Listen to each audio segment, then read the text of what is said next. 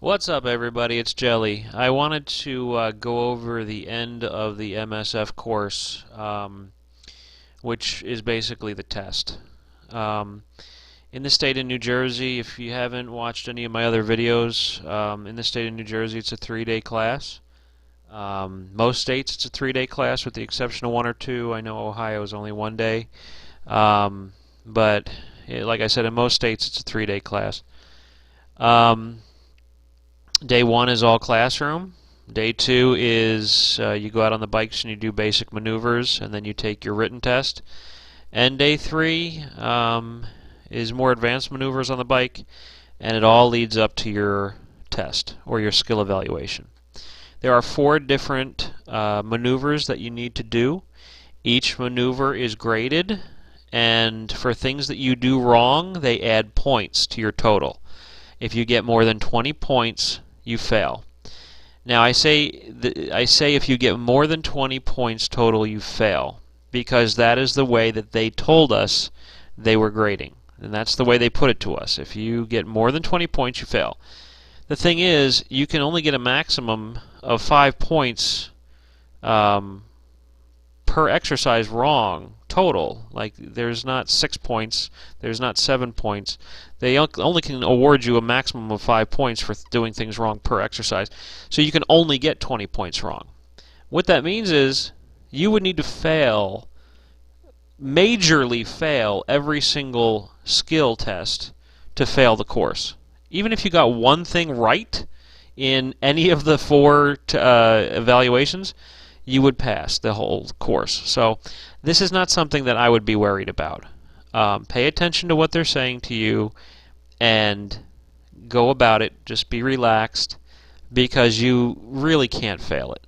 No one in our class failed, and there were some people that, needed a lot more practice. The only way to fail for sure would be to drop the bike during one of the exercises, or to do something stupid like pop a wheelie and go racing down the track. That's the only 2 ways you could really fail this class. Okay? Again, be very, very relaxed. Don't worry about it. Okay? Like I said, there are 4 exercises that you need to do. The first one is the box. And what he's showing you there is you can basically, if you're inside the line, you pass. If you're on the line, you pass. If you're all the way on the line, you pass. But if you are kind of on the outside of the line, if they see any daylight between the line and your tire, you will get points added to your total. Okay? The box is basically a figure 8. You need to do 2 U-turns inside of a box that's about the width of a normal street. Okay, there's painted lines, and all you do is you enter the box, you go to the end of the box, you do a U-turn, and then you go to the other end of the box, you do a U-turn, and then you exit the box. Okay, that's the first one, and that's the one that freaks people out the most, because you have to do it without putting your feet down, and obviously you can't drop the bike. Okay, so people get freaked out about this one. It's not hard as long as you don't look down at the lines. If you kind of just go in the box, use all of the space inside the box to make the turn, you're fine.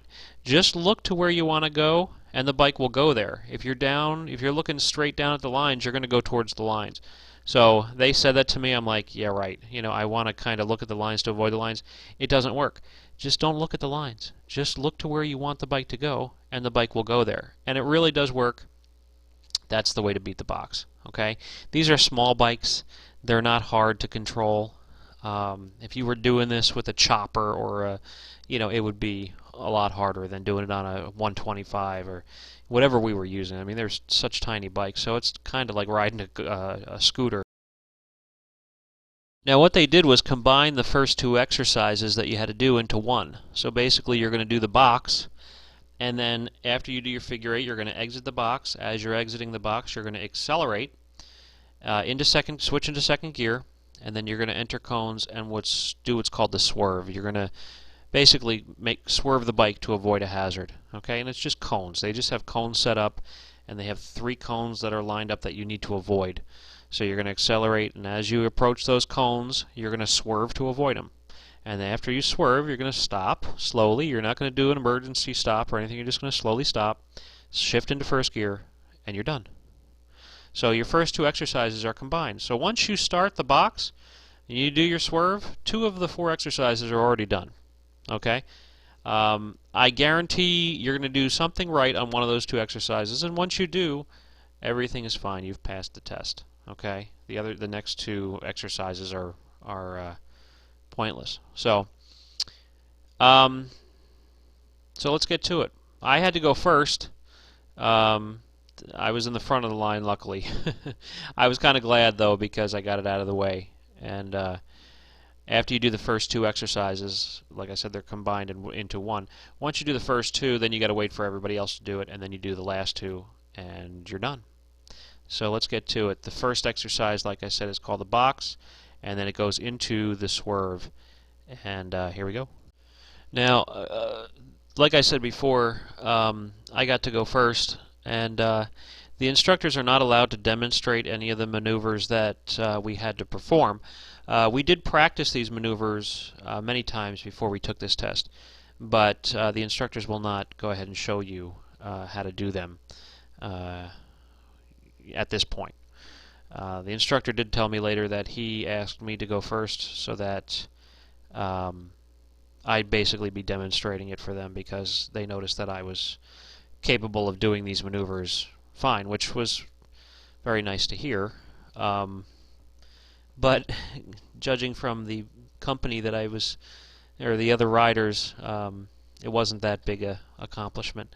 Not to say that they were all bad, but there were some that were they were brand new to riding, and I had already been riding for about a week by this point on my own personal bike.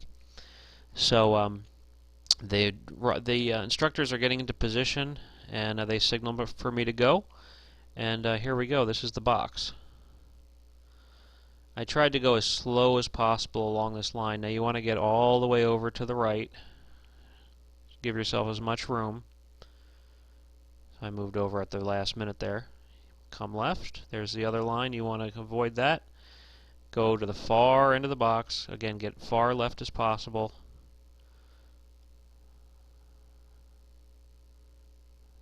Come around, and now you want to accelerate out of the box, go into second gear, and then you're going to avoid those center cones with a swerve. Slow down and stop. That's it. 2 exercises are done. I look to them. They say go ahead to the other point, the other start point, which is on the other end, so that I can get into position for the 3rd exercise. That's it. First 2 exercises are done. Now we move on to the 3rd exercise, which is emergency braking. The way to do this is you start from a stop, you accelerate down the line, you shift into second gear. You want to get between 12 to 17 miles an hour. Once your front tire passes a set of cones, you're to slam on the brakes, not slam on the brakes, but emergency brake, and stop in the shortest distance possible. They don't want to see you locking up the brakes, and they measure how far it takes you to stop based on how fast you're going.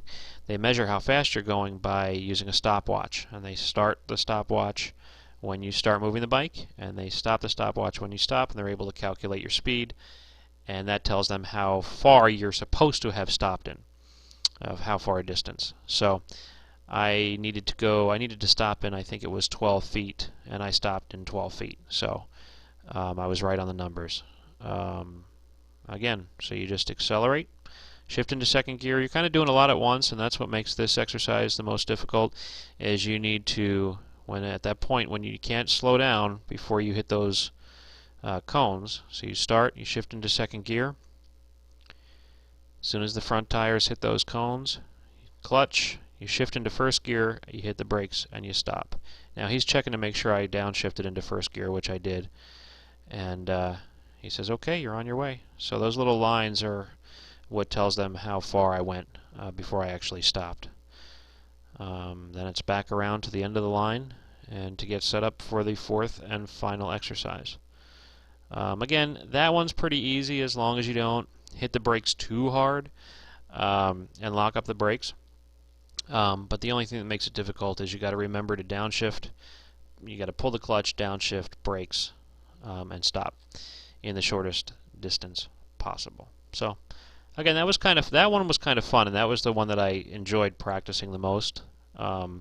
only because it was kind of getting me over my fear of locking up the brakes, which is something that, from watching YouTube videos, it's something that you don't want to do, because if you lock your front brake and you don't release it fast enough, the bike will fall down and you will slide. So it was kind of getting me over my fear of locking up the brakes and really learning how to brake the proper way. So that's it for the third one, and now on to the fourth.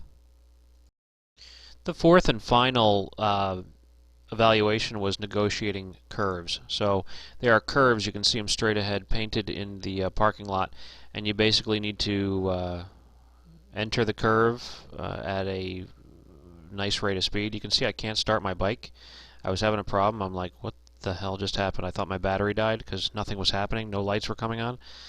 And I couldn't start my bike, and I was freaking out because the instructors were all the way on the other side. I had my kickstand down. So, didn't realize I had my kickstand down, and you can't start these bikes with your kickstand down. So, I look like a dumbass, and as well I should have, because I made a simple mistake. Anyway, going back to the fourth, he knew exactly what was wrong. He used his foot to show me, put the kickstand up, dumbass, and I did, and the bike started right away. There he goes, kickstand up, and I'm shaking my head. Oh, man. Anyway, you negotiate the curve, you go around the curve, you accelerate down the straightaway, and you need to slow down before you enter the second curve. You need to accelerate through the second curve, so here's the first curve. You accelerate down this. You need to slow down before you enter the second curve. You need to accelerate around the second curve, and then you need to go through all the cones, and then you need to stop before these cones. That's the fourth one. It's the easiest one there is, and I don't think there's any fail in that one. That's all it is. That's the 4 skill evaluations test. You park your bike, you're done. They say sayonara, they hand you your waiver, you go to the DMV, you get your license, and finito.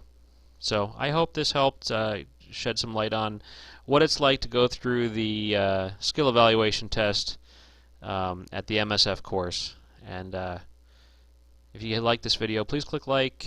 If you're not subscribed, please click subscribe. I have a lot more things in store to do.